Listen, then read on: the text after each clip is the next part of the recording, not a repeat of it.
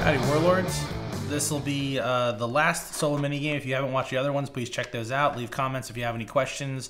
All of these solo minigames are playable on Tabletop Simulator, and the rules can be found at tokenterrors.com. And for our final installment, we are going to look at the Gauntlet, which we actually loosely, very quickly covered this one in our unboxing videos that we did. But I wanted to give this game a fair shake and show you how it plays mechanically. This game was designed by Simon Beal, another one of the designers to join our team a little bit earlier. And this one stars the Stalwart Soldiers.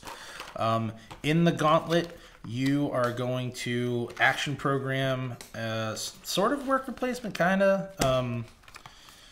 Some sergeants who are shouting orders at a team of 3 cadets.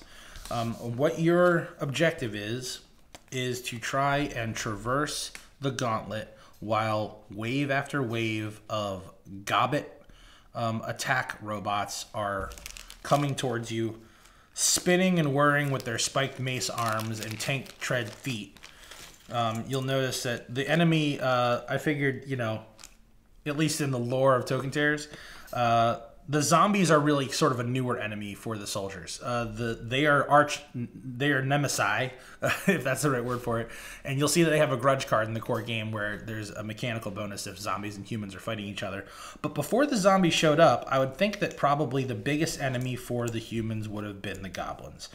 So for these training exercises, they have basically taken some scrap parts from some flying machines with the tank tread feet and taken a wooden barrel for the torso, and with some sort of, mechanized spinning action, these tank tread feeted stuffed bag goblin robot facsimiles are how the soldiers train. So you create a stack of Gobbots that are going to enter the battlefield soon. All these little chit tokens here, these are your damage tokens, and these are actually going to get a little bit bigger in final, but they're also double-sided. On one, you have just the strike symbol, and on the other one, there's actually a 2 that is on top of it, so you can track multiple points of damage at once if you need to. So we'll just set those over here. And then you have your Phalanx Token, which is one of your programmable actions. You have your Block 1, another Phalanx Token if you're able to get that to happen twice, and a Block 2. Then you're going to place your 3 sergeants on each of the word bubble commands, and 3 of your soldiers. We'll go to easy mode for this overview. So again, with all of the boards in these solo mini games, they're double-sided and they can provide different challenges based on how you configure them. With the Gauntlet, it's no different. You can start off in easy mode where it's a clear gauntlet with a starting life point of 5. You flip it over and start with 4 instead.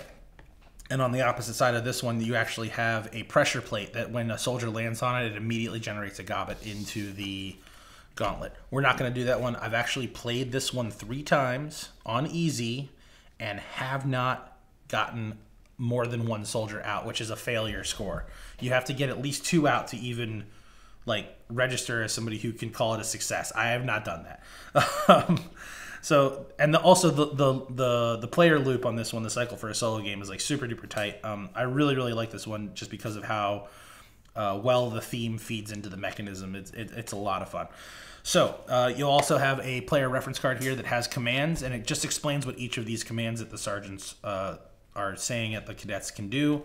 And on the opposite side, it just tells you about the round summary. So what we're going to do is we're going to place the sergeant to the leftmost occupied command space of any row. Over here, so there's a B side and an A side with different commands. Obviously, A is your introductory list of sergeant commands. We're going to populate 3 Gobbots into the top row of the Gauntlet, and these guys have 3 stats at the bottom of their tile, which might be kind of hard to see. But the little tire-shaped one is their speed, the spiky ball-shaped one is their attack, and the heart is how much damage they can take. So we're going to begin. Place a sergeant in the leftmost occupied command space. And these guys actually start in the first space with 5 health each. I'm going to... Let me take a look at these guys' stats real quick. This guy's going to move 1. This guy's going to move 4 spaces down. So he is going to land an attack when the AI starts to feed enemies towards me. So I'm going to move 1, block 1 with this center guy, and get this block 1 chit and place it underneath of his vertically aligned row. Then I'm going to, and he deals 1 damage, which is not that bad. So cool, I can block that. I'll go ahead and move 1, thrust 1, which I'm going to waste that thrust action, but I'm going to move him into the next row. And then I'll move 1, slash 1, which also is a waste of a slash, but I have all of my guys in a line, which is cool. The reason for that is that the phalanx action, so the way that these programs, or the way that these different commands work, is you can only do the one to the right if the one previous to it has already been done. So you'll see these word bubbles sort of chained together. So I can't do a block 2 or a phalanx command unless I've completed the other 2 commands before it. So you have sort of this like give and take on what you're able to do on each turn. So now it's the Gobbots phase. Each Gobbot takes a turn, bottom to top, left to right. Move down equal to the Gobbot's move value. Attack 1 adjacent soldier if able. So this guy moves down 1, he attacks nothing. This guy moves down 4, 1, 2, 3, and triggers a battle. He deals 1 damage, but I used my action to block, so no damage taken. This guy goes 1, 2, and has nothing to attack. So now it's to the soldier phase.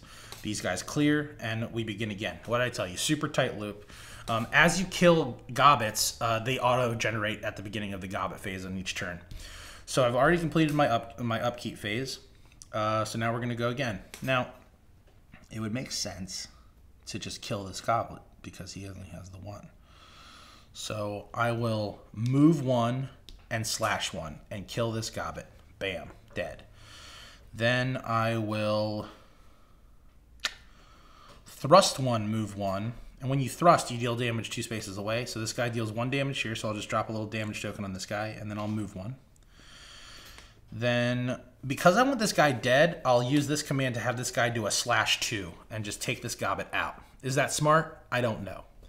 Because now it's the Gobbot phase and 2 more Gobbots, because these guys are just wave after wave. So before I start moving them or doing any of their attack stuff, I'm going to generate 2 more Gobbots in the top row. And this guy will move down 1, and there's an adjacent soldier where he deals 4 damage. So this guy is basically dead. Cool. Cool, cool, cool, cool. Then this guy moves 1, this guy moves 1, and not great. All right, so all this stuff clears, and already you can kind of see like the pressure's mounting. One of my guys just ate mace spike to the face for 4 damage. But he's only got 1 health. So what am I going to do? I'm going to end up wasting an action is what's going to happen. Okay, so I'll thrust 1 and move 1. So thrust 1 kills this guy, and then move 1. Then he's going to move down 1. So they both have 1 movement. So this guy's going to get dealt 3 damage unless I do something about that. So I'll go move 1, block 1. And then I'm going to have to do block 2 also because I don't want this guy to take any damage. Wait, but this dude is the guy who's going to generate at the top of the turn. So I'm going to give the block 2 to this 5 without knowing what kind of enemy is going to generate into that square in the Gobbot phase. So Gobbot phase happens, and okay, glad I did that. So this guy moves down 1 and deals 2 damage. I soak it because I have the block. This guy moves down 1 and deals 1 damage to one of these 2 guys, and it's not going to be the dude who's almost dead. But yes, it may be. But okay, but 1 damage here, not my favorite. That takes away my block token. And then this guy doesn't move because he's being blocked, but takes 3 damage. So you guys can already see that I'm not doing great. Not doing great. So the sergeants are going to move over here. And 4 health. That is gross. I think I'm going to call it there because I don't want you guys to see the painful conclusion of me failing at this game for the 4th time. Simon, if you're watching this, feel free to send me a DM and tell me what I'm doing wrong. This is the Gauntlet. The replay on this one is just crazy good because it's like you can get through a game and realize you failed as soon as the 4th round. Or if you're nice at it and you start to understand the nuance of the game, you can always provide yourself with additional challenge by flipping the cards over and having auto-generated goblets and a little less starting health. Totally love this one, and I hope you guys do too.